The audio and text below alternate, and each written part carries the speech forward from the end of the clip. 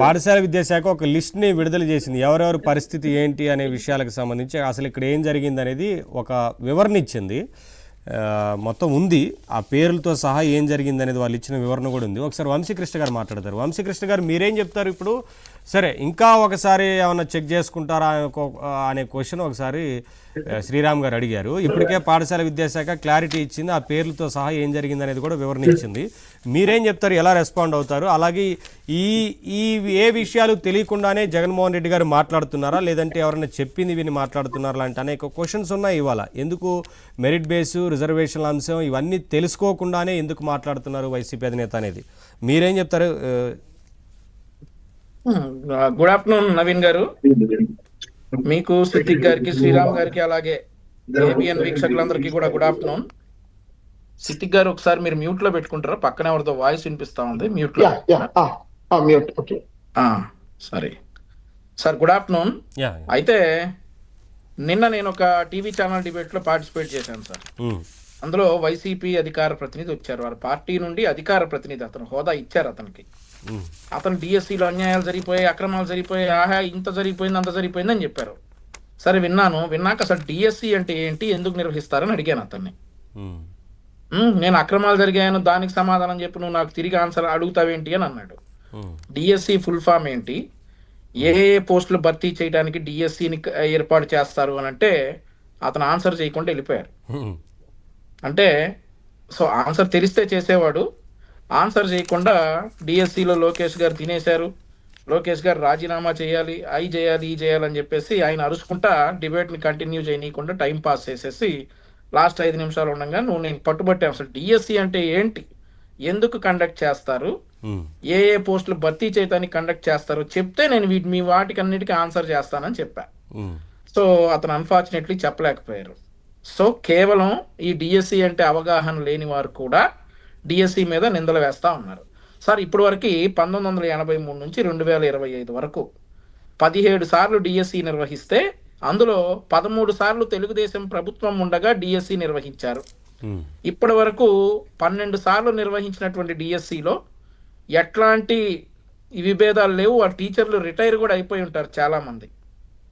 కానీ 2025లో నిర్వహించిన డిఎస్సిలో మాత్రం 9 నెలల తర్వాత ప్రతిపక్షం మేల్కొంది. ప్రతిపక్షంగా చెప్పుకునేటువంటి వ్యక్తి మేల్కొని ఇందులో అన్యాయాలు జరిగిపోయాయి, అక్రమాలు జరిగిపోయాయని ముందుగా సోషల్ మీడియాలో మాట్లాడతాడు. ఎక్కడ మాట్లాడు? సోషల్ మీడియాలో, ట్విట్టర్లో.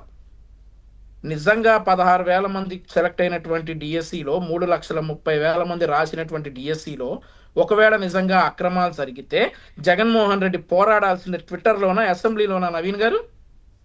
సరే, అసెంబ్లీకి రానంటాం, వాళ్ళ పార్టీ స్టాండ్ అనుకుందాం, ఆయన రోడ్డు ఎక్కాలి కదా.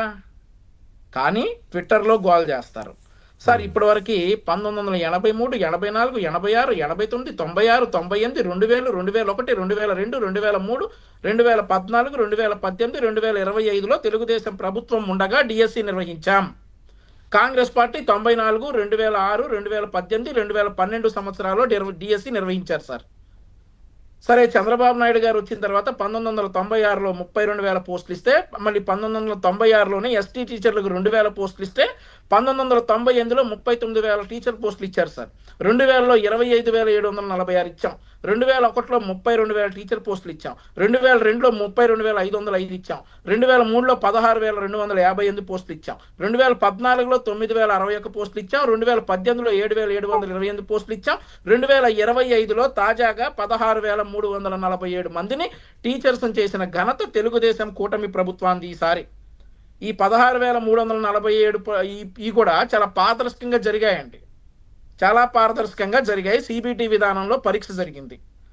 ఆ తర్వాత 5,77,000 అప్లికేషన్లు వస్తే 3,36,000 మంది అభ్యర్థులు పోటీ చేస్తే 16,000 మందికి ఉద్యోగాలు వస్తే, సరే మిగిలిన డెఫినెట్లీ డిసప్పాయింట్ అయి ఉంటారు మిగిలిన వారు. నెక్స్ట్ టైం మనం బెటర్ లక్ ట్రై చేద్దాం అనేటటువంటి ఉద్దేశంతో వాళ్ళందరూ మళ్ళీ పరీక్షలకు సిద్ధమైతే, ఈరోజు వాళ్ళందరినీ అయోమయంలోకి నెట్టేసి జరగనటువంటి విషయాలన్నీ జరిగాయని చెప్పేసి ఈరోజు వాళ్ళందరినీ అయోమయంలోకి నెట్టేసి జగన్మోహన్ రెడ్డి వాళ్ళ భవిష్యత్తుతో ఆడుకుంటా ఉన్నాడు. ఈరోజు 16,000 మంది ఉద్యోగాలు సాధించినటువంటి, కష్టపడి చదివి ఉద్యోగాలు సాధించినటువంటి వారిని అవమానపరుస్తా ఉన్నాడు జగన్మోహన్ రెడ్డి. ఈరోజు వాళ్ళకి సొసైటీలో, సంఘంలో ఒక హ్యూమిలేషన్కి గురవుతా ఉన్నారు సార్.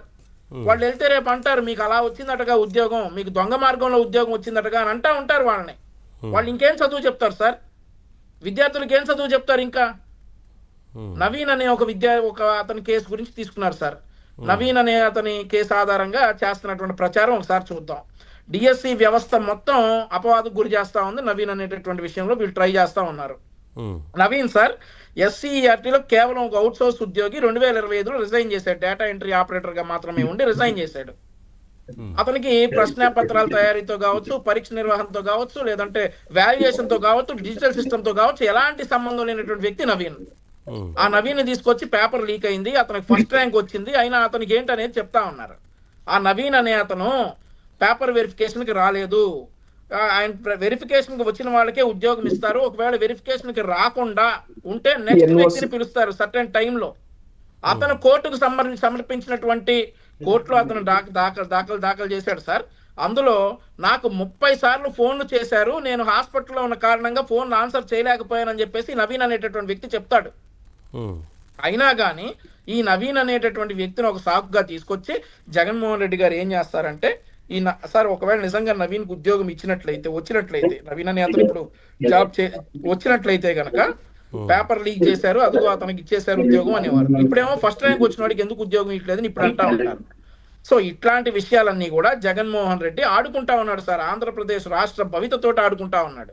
మరొక విషయం మనం గమనించాల్సింది ఏంటంటే, ఈ డిఎస్సి నిర్వహించడానికంటే ముందు 32 కేసులు వేశాడు సార్ ఈ డిఎస్సిని ఆపటానికి.